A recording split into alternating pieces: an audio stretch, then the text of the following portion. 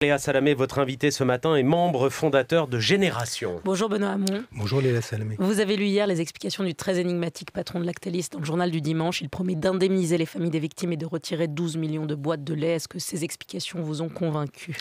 Elles ne sont pas suffisantes, on ne s'en sortira pas avec un chèque de la part d'une entreprise bien opaque dans sa manière de fonctionner, qui ne rend pas public ses comptes, dont on ne sait pas très bien ce que sont ses process. La réalité de l'affaire Lactalis, c'est qu'elle met en exergue deux choses. Aujourd'hui, on ne peut pas laisser reposer la sécurité des consommateurs sur les procédures d'autocontrôle, c'est-à-dire la capacité de la grande distribution ou de l'agroalimentaire à se contrôler elle-même. Premier constat. Le deuxième constat, c'est qu'il faut donc que la puissance publique joue son rôle. Dans le département de la Mayenne, où est installée l'usine Lactalis dont sont issus ces produits, qui étaient des produits dangereux pour la santé.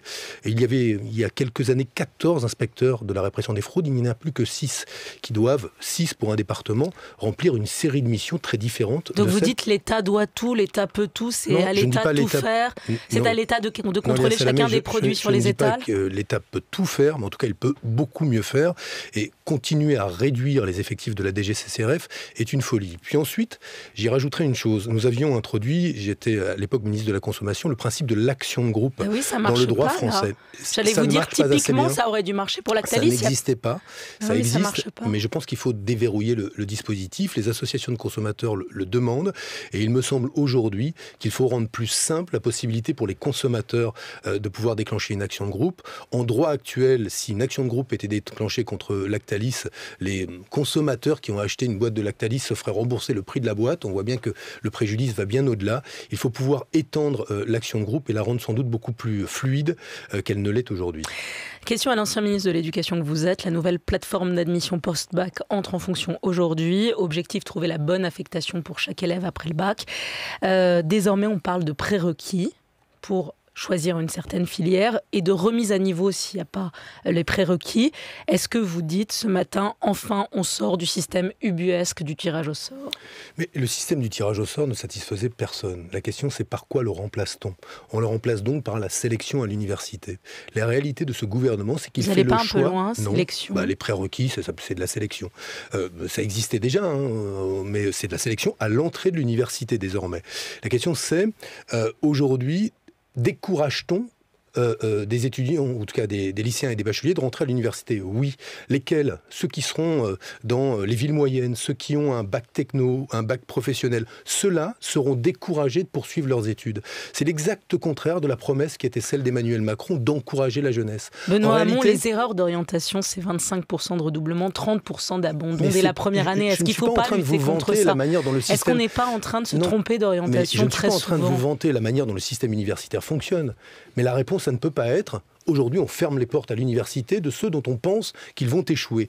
Tous les bacheliers pro, tous les bacheliers techno ne sont pas voués à échouer dans l'enseignement supérieur. Est-ce que c'est pas caricatural ? Non. Je pense aujourd'hui qu'un grand pays doit pouvoir investir dans l'avenir, dans l'intelligence. Il faudrait, à l'université française, il y a consensus de la communauté de la recherche et l'enseignement supérieur, 5 milliards d'euros sur les 5 ans qui viennent. Savez-vous combien le gouvernement il va y consacrer ? 1 milliard d'euros, c'est-à-dire 5 fois moins que ce qu'il faudrait, et parce qu'il ne veut pas investir, il renonce à y faire entrer des étudiants supplémentaires. Eh bien, sachez donc, quand vous êtes aujourd'hui en bac pro ou en bac technologique, que ce gouvernement est en train de vous fermer la porte de l'enseignement supérieur. Benoît Hamon, sur la politique migratoire et l'asile, quand vous entendez Julien Drey hier parler de rafles dans les centres d'accueil, est-ce que vous vous dites, là c'est caricatural, là il va trop loin ?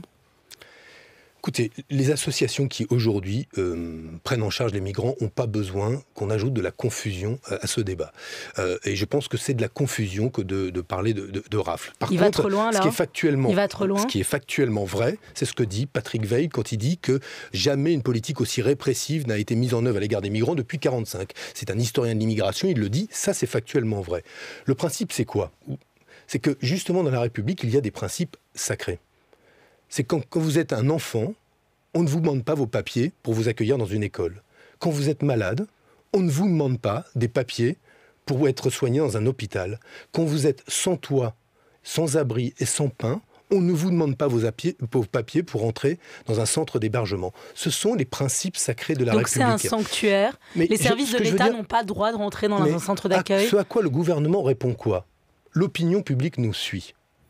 C'est la remise en cause des principes sacrés de la République au nom du fait que l'opinion publique, aujourd'hui, se réunit souvent sur une question, la peur de l'étranger. Eh bien, le choix politique qui est fait par ce gouvernement, c'est de maçonner ce ciment social qui est celui de la peur de l'étranger, de la peur de l'immigration, plutôt que de faire le choix, pas seulement de l'hospitalité, mais déjà de respecter les principes sacrés de la République. Voyez-vous, il y a des lois, Benoît Hamon. Qu'est-ce qu'on fait des 70 000 personnes qui ne sont pas éligibles au droit d'accueil ? Madame Salamé, la loi, c'est le droit inconditionnel à être hébergé. La loi, elle veut, ce qui explique un recours au Conseil d'État de toutes les associations caritatives et de solidarité, dans leur grande diversité. Elle veut qu'on ne demande pas des travailleurs sociaux de transmettre des fichiers aux fonctionnaires pour vérifier qui a quel statut dans un centre d'hébergement. C'est ça, ce sont ça les principes. Et voyez-vous, je pense que on s'honorerait d'avoir un président de la République qui se détache justement de ces sondages ou de cette aspiration de l'opinion publique à sanctionner les migrants. On s'honorerait à avoir un président de la République qui respecte les principes sacrés de la République, et pourtant on ne l'a pas. Et moi je pense que, au fond, Emmanuel Macron n'est pas capable aujourd'hui de se détacher ou de s'affranchir des intérêts de la caste qu'il a porté au pouvoir. Ça veut dire quoi qu'il ça là, vous n'êtes pas excessif. Qu'il criminalise les la intérêts pauvreté, de la caste. Oui, non, mais je le dis parce que je le pense, qu'il criminalise la pauvreté, qu'aujourd'hui on se concentre sur les plus pauvres, à qui on demande beaucoup, à qui on exige de plus en plus de devoirs, et dans les faits, on exonère ceux qui peuvent le plus de la contribution la plus élémentaire, notamment à travers la baisse de l'impôt sur la fortune. Ce sont ça les grands principes qui sont ceux de ce gouvernement et du président de la République. Eh bien, je le redis sur les migrants, les principes sacrés de la République sont aujourd'hui violés, et c'est la raison pour laquelle je m'élève, et je regrette qu'à gauche, il n'y ait pas tant que ça de voix aujourd'hui à se lever pour défendre cette cause-là. Sur Delphine Batho, qui est candidate pour prendre la tête du PS, je sais que vous n'y êtes plus, mais elle dénonce un PS qui n'est plus un parti, mais une petite mafia politique avec ses parrains, ses lieutenants et ses exécutants. Elle parle juste, Delphine Batho, en un mot. Mais écoutez, je lui laisse ces paroles-là. Moi, je n'ai pas tellement de commentaires à faire. Il y a un congrès du Parti Socialiste. Les militants socialistes se choisiront le ou la plus crédible pour les représenter. Ouh, la langue de bois. Non, mais la langue de bois, parce que j'en ai pas grand-chose à en dire, vous voyez-vous. Donc, je vous sers le peu d'adjectifs et de mots que j'ai pour commenter tout cela. Merci, Benoît Hamon. Belle journée à vous et pardon pour la voix. Dark Vador, elle est magnifique, votre voix, Léa. Merci et à tout à l'heure.